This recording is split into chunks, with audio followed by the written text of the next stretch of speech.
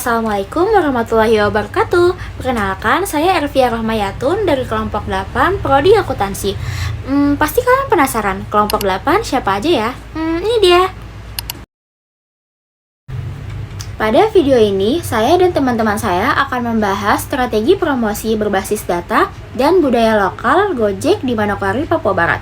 Dan juga kami akan membahas strategi promosi yang efektif yang tidak bergantung pada angka dan data, tetapi juga harus mempertimbangkan kearifan lokal dan kondisi di lapangan. Berikut videonya. Menjadi manajer Gojek di Papua membutuhkan keseimbangan antara presisi data dan kerendahan hati budaya. Yang pertama, saya akan menjelaskan dari segi pertimbangan akuntansi dan data. Sebelum membakar uang melalui diskon besar-besaran, kita butuh data yang konkret agar promosi tidak menjadi beban finansial. Data biaya yang diperlukan yang pertama, Customer Acquisition Cost, yaitu berapa biaya untuk mendapatkan satu pengguna baru di Manokwari dibandingkan kota lain. Yang kedua, Customer Lifetime Value, yaitu estimasi pendapatan yang akan diberikan pengguna selama mereka menggunakan Gojek. Kontribusi margin, yaitu memastikan diskon tidak membuat margin per transaksi menjadi negatif secara permanen. Yang ketiga, yaitu memastikan margin keuntungan. Strategi diskon harus bersifat segmentasi dan berjenjang. Misalnya, diskon besar-besaran hanya untuk first time user, sementara pengguna lama diberikan voucher berbasis loyalitas yang nilainya lebih kecil namun konsisten. Selanjutnya, yaitu dampak jangka panjang. Kita harus mengukur retention rate pasca diskon. Jika pengguna berhenti menggunakan layanan saat harga kembali normal, maka strategi diskon tersebut kita akan membahas pada poin ketiga, yaitu manajemen risiko dan kontingensi. Di wilayah Papua, tantangan infrastruktur adalah realitas harian yang harus masuk dalam hitungan biaya. Yang pertama, ada konsekuensi jika operasional terhambat cuaca atau jalanan, misal area kompleks perkantoran yang tergenang atau tertutup. Dampaknya adalah penurunan Service Level Agreement atau SLA dan kekecewaan pengguna.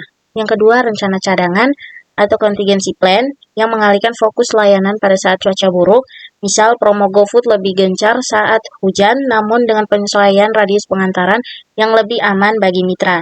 Yang ketiga, menyediakan insentif tambahan bagi mitra driver yang tetap beroperasi di kondisi sulit agar suplai kendaraan tetap terjaga. Lalu pada bagian keempat, yaitu dana darurat. Dari sisi manajerial keuangan, kami mengalokasikan dana darurat sebesar 15 hingga 20% dari total anggaran operasional bulanan. Alokasi ini disiapkan khusus untuk memitigasi lonjakan biaya logistik yang tidak terduga atau untuk memberikan subsidi bagi mitra saat terjadi kendala infrastruktur yang berat. Sebagai refleksi penutup, perlu kita ingatkan bahwa perencanaan yang efektif bukan hanya soal angka di atas kertas. Inti dari strategi ini adalah sejauh mana kita mampu merespon dinamika lapangan yang seringkali tidak terprediksi dengan cara yang fleksibel dan proaktif. Kearifan lokal dan budaya, strategi Jakarta tidak bisa langsung di copy-paste ke Manokwari. Pendekatan di Papua jauh lebih bersifat komunal daripada individualis. Pengaruh faktor sosial, sistem kekerabatan yang kuat berarti kekuatan word of mouth yang sangat tinggi. Jika satu tokoh masyarakat atau ketua adat memberikan testimoni positif, maka komunitas yang lain pun akan mengikuti. Untuk penyesuaian strategi, yang pertama ada hyperlocal marketing, yaitu menggunakan dialek lokal dalam pesan promosi. Misalnya penggunaan kata kakak, pace, dan mace, agar terasa lebih dekat. Lalu yang kedua, ada community engagement, fokus pada kegiatan komunitas atau sponsor acara adat atau lokal, bukan hanya iklan digital di media sosial.